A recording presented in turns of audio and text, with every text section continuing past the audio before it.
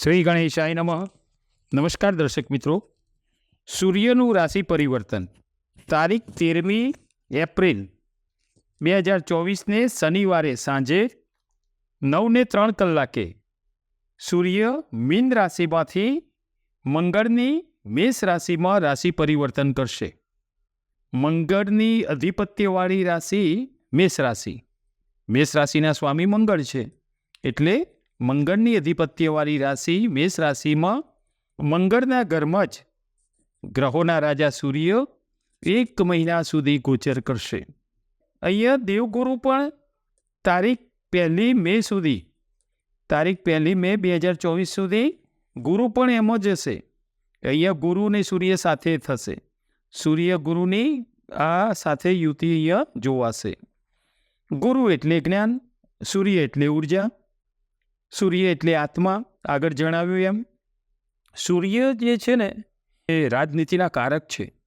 રાજનીતિમાં જવું હોય, રાજકારણમાં જવું હોય તો સૂર્યનું બળ બહુ જ એમાં સપોર્ટ કરે છે. સૂર્ય એટલે પિતા પણ કયા છે. સૂર્યની રાશિ કઈ? તો સૂર્યની રાશિ સિંહ રાશિ છે. એ સિંહ રાશિમાં સૂર્યદેવનું અધિપત્ય છે.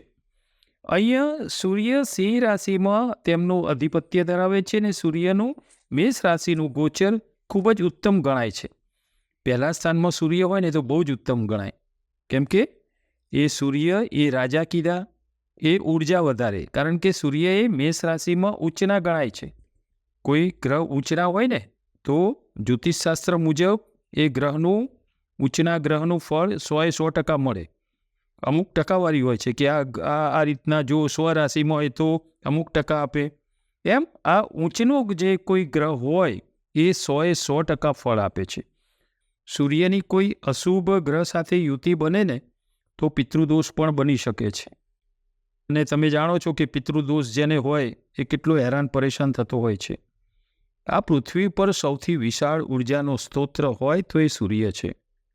અહીંયા સૂર્ય ગુરુ સાથે પ્રથમ મેષ રાશિમાં યુતિ કરે છે. ગુરુ એટલે જીવ અને સૂર્ય એટલે આત્મા. સૂર્યનું શુભ ફળ જો જાતકને મળે ને તો શું શું પ્રાપ્ત થાય? તો સૌ પ્રથમ તો સૂર્યનું શુભ ફળ, જો સૂર્ય શુભ ફળ આપતા હોય તો એમને પિતાનું સુખ ઉત્તમ મળે. એના પિતાથી એને સારું, ખૂબ સારું જોવાય. સરકારી નોકરી પ્રાપ્ત થાય, કારણ કે સૂર્ય સરકારી નોકરીના કારક પણ કયા છે. સૂર્યના વિશેષ ફળમાં તમે જુઓ તો સૂર્ય માન, પ્રતિષ્ઠા અને કીર્તિમાં વધારો કરે. તમારો દરજ્જો, તમારું સ્ટેટસ ઊંચું લાવે. અને બીજું કહ્યું છે સૂર્યનું પૂજન હોય, સૂર્યને જળ ચડાવો. એમાં પણ મંત્ર છે ને, આદિત્ય નમસ્કારમ એ કુર્વંતુ દિને દિને જન્માંતર સહસ્ત્રેષુ દારિદ્ર્યોનુપજાય તે. આમાં એવું કહે છે કે જે કોઈ સવારે ઉઠી તાંબાના પાત્રમાં જળ લઈ અને પવિત્ર, ઘરમાં પવિત્રતા હોય ત્યારે રીમ સૂર્યાય નમઃ બોલીને જળ ચડાવે તો એવું કહેવાય છે કે દારિદ્ર્યોનુપજાય તે, એને શારીરિક, આર્થિક, માનસિક કોઈ પણ જાતનું દરિદ્રતાપણું પણ રહેતું નથી. એટલે શુભ સૂર્ય અને સૂર્યની પૂજાથી દરિદ્રતા દૂર થાય છે અને દરિદ્રતાથી મુક્તિ અપાવે છે. સૂર્ય સર્વપ્રકાશક છે. સૂર્ય કલ્યાણકારી છે.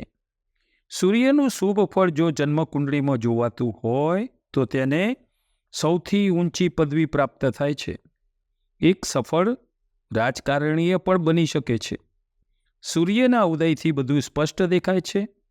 સૂર્ય ઉદય થાય ને એટલે બધો અંધકાર દૂર થાય છે.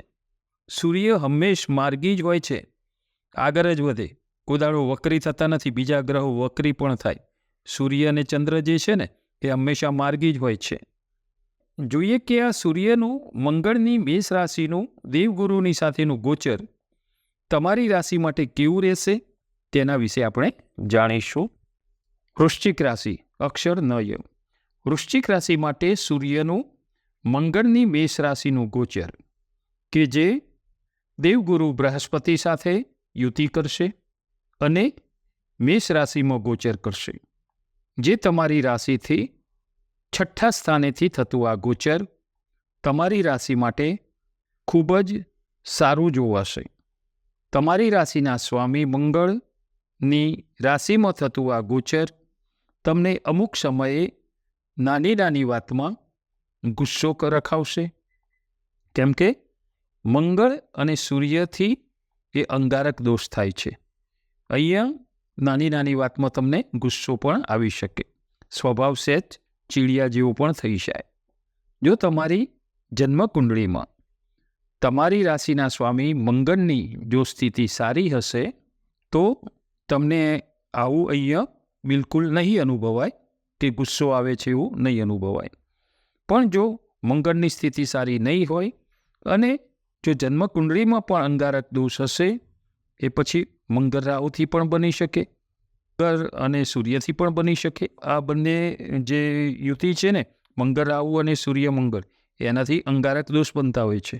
તો અહીંયા તમને અંગારક દોષ એનું નિવારણ પણ તમારે શિવાલયે કરાવવું જોઈએ.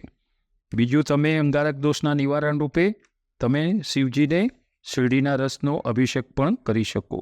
બીજું તમારી રાશિથી 6ઠ્ઠા સ્થાનેથી થતું સૂર્યનું ગોચર એ શત્રુહંતા છે, એટલે કે શત્રુનું હનન કરવાવાળું છે. 6ઠ્ઠું સ્થાન કયું કીધું?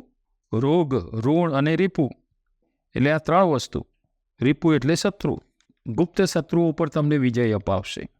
તમારી રાશિના કારક ગ્રહ શનિ છે, તો શનિ મહારાજની ઢૈયા પણ તમારે ચાલે છે, જે તમારે માર્ચ 2025 સુધી રહેશે. ત્યાં સુધી તમારે થોડું સાચવવાનું રહેશે. શનિ મહારાજની ઢૈયા હોય ને એટલે થોડું શનિદેવ માટે તમે શક્ય હોય તો હનુમાન ચાલીસા પણ કરી શકો. હનુમાનજીના દર્શન સત્કર્મ કરો, જેનાથી તમને રાહત રહેશે. સહેજ અહીંયા આ ઢૈયાના લીધે તમને સહેજ ચઢાવ ઉતાર પણ જોવાશે. તમારો તળ અને ફળ સ્વભાવ છે એના લીધે અમુક શત્રુઓ, જે ના કહ્યું તમારા ગુપ્ત શત્રુઓ ઊભા થઈ શકે. તમને તમારી સામે એક જો કે તમારી સામે કશું કરી ન શકે પણ તમારા પાછળ તમારું અહિત કરનારા બની શકે. પણ તમે તેમના ઉપર આ ગોચરથી સારો પ્રભાવ પાડી શકશો. ગુપ્ત શત્રુઓનું કશું ચાલશે નહીં, તમે તેને પરાસ્ત કરી શકશો. બીજું અહીંયા ખર્ચ પણ વધવાની શક્યતા રહે. વધુ પડતા ખર્ચને લીધે કોઈ નાનું મોટું કર્જ વધી શકે, ઋણ વધે એવું બની શકે. અહીં તમારે ખર્ચા પર નિયંત્રણ જરૂરી રહેશે. બીજું સૂર્ય વિષયક આરોગ્યની તકલીફમાં તમારે નાની મોટી માથાના દુખાવાની તકલીફ રહ્યા કરે, એની સમસ્યા તમને જોવાય. બીજું દાંતની પણ તકલીફ કોઈકવાર જોઈ શકાય. સૂર્યની 7મી દ્રષ્ટિ તમારી રાશિથી 12મા સ્થાનેથી રહેતા અહીંયા આગળ કહ્યું તેમ ખર્ચા વધી શકે. 12મું સ્થાન એ જાવકનું છે, એટલે જો આવક કરતાં જાવક વધી જાય, ઇન્કમ કરતાં ખર્ચ વધી જાય તો અહીંયા ઋણ વધી શકે છે, લોન લેવી પડે, કર્જ વધે, આવું બધું બની શકે છે. અહીંયા તમારે ખર્ચા ઉપર નિયંત્રણ ખૂબ જરૂરી રહેશે આ સમયમાં. અહીંયા તમને પ્રવાસ યાત્રા પણ થઈ શકે. જો આ ખર્ચાનો જે એક ટોપિક થયો, કેમ કે ગુરુ પણ સાથે છે સૂર્યની સાથે, એટલે એ તમને ધાર્મિક યાત્રા કરાવે. દેવગુરુ પણ સાથે હોવાથી એમની 7મી દ્રષ્ટિએ પણ તમારા 12મા સ્થાને રહેશે, તમારી રાશિથી 12મા સ્થાને. એટલે તમે કોઈ ધાર્મિક કાર્ય કરી શકો, એમાંય પણ ખર્ચ થવાના. ધાર્મિક સ્થળની યાત્રા પણ કરી શકો. આ યાત્રા પ્રવાસોના લીધે પણ તમે ધાર્મિકતા, તમારા ધર્મ પ્રત્યેની આસ્થા વધશે. તો આ હતું સૂર્યનું દેવગુરુ બૃહસ્પતિ સાથે મંગળની મેષ રાશિમાં થતું ગોચર, કે જે તમારી વૃશ્ચિક રાશિ માટે કેવું રહેશે તેનું ફળકથન. નમો નારાયણ.